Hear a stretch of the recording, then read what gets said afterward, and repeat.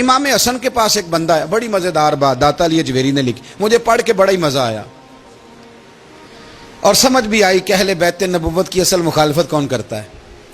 ایک شخص آیا تو اس نے آ کے نا معاذ اللہ حضرت مولا علی شیر خدا کو, معاذ اللہ ثم معاذ اللہ, امام حسن کے والد کو برا بھلا کہا. پھر امام حسن کو کہا, وہ برا بھلا کہتا جا رہا ہے, امام حسن مسکراتے جا رہے ہیں, ہنستے جا رہے ہیں. انجوائے کرنے کا آپ کا موڈ بن جائے تو سب کچھ انجوائے ہو سکتا ہے, لیکن اگر آپ نے مرچیں دانتوں کے نیچے رکھ کے اچھی طرح چبا لی ہوں اور کانوں سے بھی دھواں نکل رہا ہو تو پھر تو بھائی کوئی چیز بھی انجوائے نہیں ہوتی. پھر تو قصور یہ ہے کہ مرچیں نہیں چبانی تھی, آپ نے اپنا مزاج خود بڑا کڑوا کر لیا ہے, وہ کیسے کام چلے گا. وہ آیا تو اس نے آ کے نا امام حسن کو, آپ کے والد کو, معاذ اللہ ثم معاذ اللہ نقل کفر نہ باشد برا بھلا کہا. وہ کہتا جا رہا ہے, امام صاحب ہنستے جا رہے ہیں. جب وہ تھک گیا تو امام حسن فرمانے لگے, روٹی کھانی ہے, بھوک تو نہیں لگی ہوئی. کہنے لگا بڑی لگی ہوئی ہے. فرمانے لگے اس کو روٹی کھلاؤ. اس کو روٹی کھلائی. فرمایا تیرا حال؟ کہنے لگا بڑا غریب ہوں. ایک پیالے میں چاندی بھر کے امام حسن نے اسے دی, اور جب اس کو دے دی نا تو غور سے چہرہ دیکھنے لگا. کہنے لگا آپ کا حلم دیکھ کے, سخاوت دیکھ کے مجھے یقین آ گیا ہے کہ آپ واقعی خون رسول ہیں. امام صاحب فرمانے لگے یہ بیچارہ اصل میں تنگ ہے اپنی زندگی سے, اصل اس کا حال کوئی نہیں, تو میرے ساتھ یہ حرکتیں کر رہا ہے. تو یہ آپ سمجھیں اس بات کو, کچھ لوگ بیچارے ویسے ہی تنگ ہوتے ہیں, پریشان ہوتے ہیں, ویسے ہی بلا وجہ معاملہ ہی کوئی نہیں. امام حسن رضی اللہ تعالیٰ عنہ نے ہمیں سبق دیا ہے. وہ علامہ اقبال کہتے ہیں کہ ایک مولانا نا میرے سامنے نا ایک بھوکے آدمی کو سامنے بٹھا کے تو حدیث پاک کا درس دے رہے تھے. بندے کو بھوک بڑی لگی ہوئی تھی, وہ درس دیتا جا رہا ہے. تو اقبال کہتے ہیں میں نے اسے کہا کہ فاقہ کش کو درس شریعت سے کیا غرض, اس کے شکم کی آگ کو تو روٹی چاہیے, وہ اسے روٹی کھلا, اسے تیری کوئی سمجھ نہیں آ رہی, تو بھوک لگی ہوئی ہے, پہلے کھانا کھلا لے, پھر ذرا اس کے ہوش ٹھکانے آئیں گے, پھر اسے دین کی بات بتانا. ہم لوگوں کا ذہن نہیں سمجھتے کہ بندہ کس قسم کا ہے. سارے ہی صحابہ حیا والے تھے, سارے ہی اکرام والے تھے, پر حضور سید عالم صلی اللہ علیہ وسلم کی پیاری زوجہ حضرت عائشہ صدیقہ رضی اللہ تعالیٰ عنہ فرماتی ہیں کہ میں حضور کے گھر میں پردے کے پیچھے دیکھ رہی تھی, نبی کریم آرام فرمائے, تو حضور کی نا تہمت مبارک پنڈلیوں سے ذرا اونچی ہو گئی. پنڈلیوں سے ٹخنوں تک مرد کا چھپا ہوا ہو تو وہ جائز ہے, اس سے نیچے ننگا نہیں کرنا چاہیے, اوپر اس سے ٹخنوں سے اوپر, نیچے ہو بھی جائے تو خیر ہے. حضور کی پنڈلیاں نا تھوڑی سی چادر ہٹی ہوئی تھی, پنیاں کہتے ہیں ہم پنجابی میں, پنڈلیوں سے ذرا چادر ہٹ گئی, حضور لیٹے رہے, آرام فرما رہے. فرماتی ہیں باہر دستک ہوئی, حضور نے فرمایا کون ہے؟ عرض کی ابو بکر صدیق ہوں یا رسول اللہ, اجازت ہو تو حاضر ہو جاؤں؟ حضور نے فرمایا آ جاؤ. کہتے ہیں حضور لیٹے رہے, حضرت ابو بکر آئے, بات چیت ہونے لگی. تھوڑی دیر کے بعد پھر دستک ہوئی, کون ہے دروازے پہ؟ یا رسول اللہ عمر بن خطاب ہوں. فرمایا آ جاؤ. آ گئے, بات چیت ہوتی رہی. تھوڑی دیر کے بعد عثمان غنی آئے, یا رسول اللہ آ جاؤں؟ فرمایا عثمان ذرا ٹھہر. حضرت عثمان ٹھہر گئے, نبی کریم اٹھ کے بیٹھے, چادر مبارک پنڈلیوں کے گرد لپیٹی, اپنے کرتے کو سیدھا فرمایا, کہا عثمان آ جاؤ.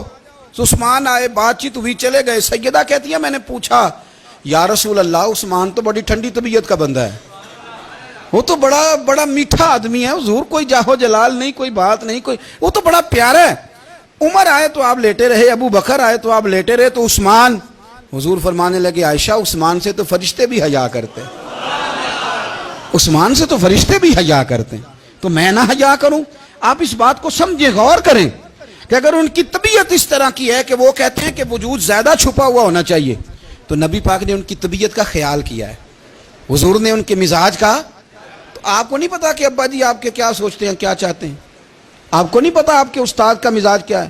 آپ کو نہیں پتا آپ کے مرشد کامل کی طبیعت کس طرح کی ہے؟ وہ کن باتوں میں راضی ہوتے ہیں, کن میں ناراض ہوتے ہیں, ہمیں سارا پتا ہوتا ہے, لیکن ہم چاہتے ہی نہیں صحیح کرنا معاملات کو.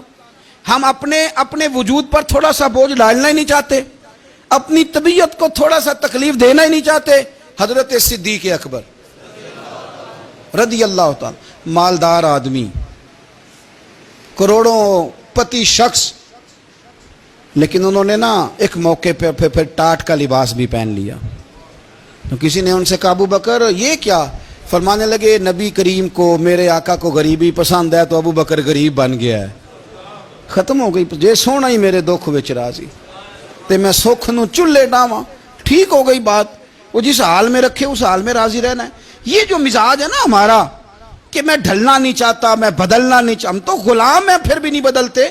تھوڑا سا خیال کریں. میں کہا کرتا ہوں کہ اماں کو زیادہ نہیں ضرورت پیسوں کی. ہاں ماں تو ماں ہوتی ہے, وہ کو ریٹ لگا کے طرح سے پیسے مانگے گی. اماں کو تو بس اتنی ضرورت ہے کہ ماں جو کہہ دے جی کر دو. ماں کو تو اتنی ضرورت ہے کہ 2 منٹ رات کو بیٹھ جاؤ پیروں میں, اماں لا تیرے پیر دبا دوں, بھائی اتنا ہی کافی ہے. وہ کہے گی او ہو میرا پتر بڑا چنگا. اللہ وہی انج دی اولاد سارے نو دے. او بھائی ایسے کر دے. وہ تو سویرے پورے محلے کو ابا جی کو کوئی نہیں ضرورت تیرے پیسوں کی. ہاں نا, ان کو تو ضرورت ہے. تو کبھی کبھی تو ان کو موٹر سائیکل پہ بٹھائے اور کہ ابا جی منڈی جانا تھا, میرا دل تھا کٹھے چلیں گے, آئیں ذرا پیار سے چلتے ہیں. کبھی ان سے پیار کرے, کبھی کہے ذرا کندھے نہ دباؤں. او یارو اس کی ضرورت ہے, نہیں ضرورت مرشد کامل کو کسی کے پیسوں کی. نہ, اللہ جانتا ہے جو کامل آدمی ہوتا ہے اسے ضرورت ہی نہیں ہوتی. اسے تو اتنی ضرورت ہوتی ہے کہ اس نے کہہ دیا سیانے بن جاؤ تو سیانے بن جاؤ. اس نے کہہ دیا نیک ہو جاؤ تو نیک. اس نے کہا ہے کہ آج آ جانا تو پھر, اور نہ یار کہاں ضرورت ہے تیری. میں اتنا ہی بڑا. ہم لوگ دوسروں کے بارے میں سوچتے ہی نہیں. بس میں مجھے سکون دو, میرے مطابق ڈھل جاؤ, میری بات کرو. اور نہ یارو, میرے رسول کریم, میرے نبی رحمت سرور دو عالم صلی اللہ علیہ وسلم دوسروں کا خیال کرتے, ان کے مزاجوں کا خیال کرتے, ان کی طبیعت کا خیال کرتے, ان کے معاملات کو دیکھتے. میرے رسول پاک علیہ السلام تو دیکھتے کون شخص کس طرح کا ہے, کس رویے کا ہے, کس انداز کا ہے, اس کو اس کے مطابق عزت دیتے, وقار دیتے, نواز دیتے, اس شخص کا اس طرح کا اکرام کرتے. میرے نبی کریم صلی اللہ علیہ وسلم فرماتے ہیں میں نے معراج کی رات میں نے جنت میں ایک محل دیکھا. میرا دل کیا میں اندر سے جا کے دیکھوں, پر اس کے دروازے کے قریب گیا تو عمر فاروق کا نام لکھا تھا. فرماتے ہیں میں نے کہا عمر ذرا طبیعت کا سخت ہے. تو اس نے کہنا ہے قانون یہ ہے کہ پہلے اجازت لو پھر کسی کے گھر جاؤ. چلو ہم نہیں جاتے, عمر سے پوچھ کے چلے جائیں گے. گھر جو عمر کا ہے. نہیں آپ کو سمجھ آئی میری بات کی یار, نہیں سمجھے. جن کے قدموں کے صدقے گھر ملا ہے, اگر وہ یہ خیال کرتے ہیں کہ سامنے والے سے پوچھ لینا چاہیے, نہیں آپ نہیں سمجھے. او بھائی جن کے برکت سے وہ مکان ملا ہے, اگر وہ مزاج کا اتنا خیال رکھتے ہیں تو پھر مزاج رسول کا بھی تو خیال ہونا چاہیے نا. پھر مزاج سنو. پھر نبی کریم صلی اللہ علیہ وسلم واپس آئے. حضور نے بتایا وہ عمر تیرا مکان بڑا پسند ہے. یار میں اندر جانے لگا تھا, دروازے پہ حور بھی بیٹھی تھی, جانے لگا تھا اندر, تو وہ نا میں اس لیے نہیں گیا کہ عمر قانون کو بڑا پابند ہے. اس نے کہنا ہے کہ قانون تو اجازت لے کے جاؤ. حضرت عمر رو پڑے, عرض کرنے لگی حضور میں کہاں اور جنت کا مکان کہاں. مختصر سی میری کہانی ہے, یہ جو بھی ہے آپ کی مہربانی ہے. تو حضرت عمر رو پڑے. لیکن میرے رسول کریم صلی اللہ علیہ وسلم اب اتنا حضور خیال کرتے تو جناب عمر پتہ کون تھے, جرت نہیں تھی کسی مائی کے لال کی کہ عمر کے سامنے کھڑا ہو سکے.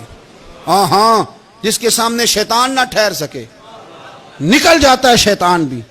لیکن صحابہ کہتے ہیں جب کبھی حضور کے چہرے پہ شکن آتی تو اتنا وجود ہم نے کسی کا کامتے نہیں دیکھا جتنا عمر کانپا کرتے تھے. کب کبھی تاری ہوتی تھی. وہ دلیر میں کہیں اور ہوں, یہاں تو میں غلام ہوں, یہاں تو میں نوکر ہوں. دعا منگیا کرو سنگیو کتے مرشد نہ روس جاؤ. رو پڑتے. اور طریقہ کیا ہوتا, زمین پہ کونیاں رکھ کے نا, کونیاں گھٹنے, اب میں آپ کو کر کے کیسے دکھاؤں, حدیث صحیح میں موجود. یہ کونیاں زمین پہ رکھ کے نا, جیسے بچے نہیں چلتے, کونیاں دونوں زمین پہ حضرت عمر رکھ دیتے اور یوں کونیاں رکھ کے تو یوں ہاتھ باندھ دیتے حضور کے سامنے, نیچے کونیاں اور ہاتھ باندھتے اور پھر روتے. جب حضور ناراض ہوتے تو کسی اور سے ناراض ہے نبی پاک, عمر سے نہیں, تو یوں دونوں ہاتھ بچھا دیتے, یوں ہاتھ باندھتے اور کہتے رضیت باللہ ربم و بالاسلام دینم و نبینا محمد صلی اللہ علیہ وسلم. یا رسول اللہ میں بڑا راضی ہوں کہ اللہ میرا رب ہے. حضور میں بڑا راضی ہوں, حضور میں بڑا راضی ہوں کہ اسلام میرا دین ہے. و محمد نبیم و رسولہ, اور میں بڑا راضی ہوں کہ اللہ نے محمد کو نبی اور رسول بنایا. حضور بڑا راضی ہوں، مہربانی فرما، بڑا راضی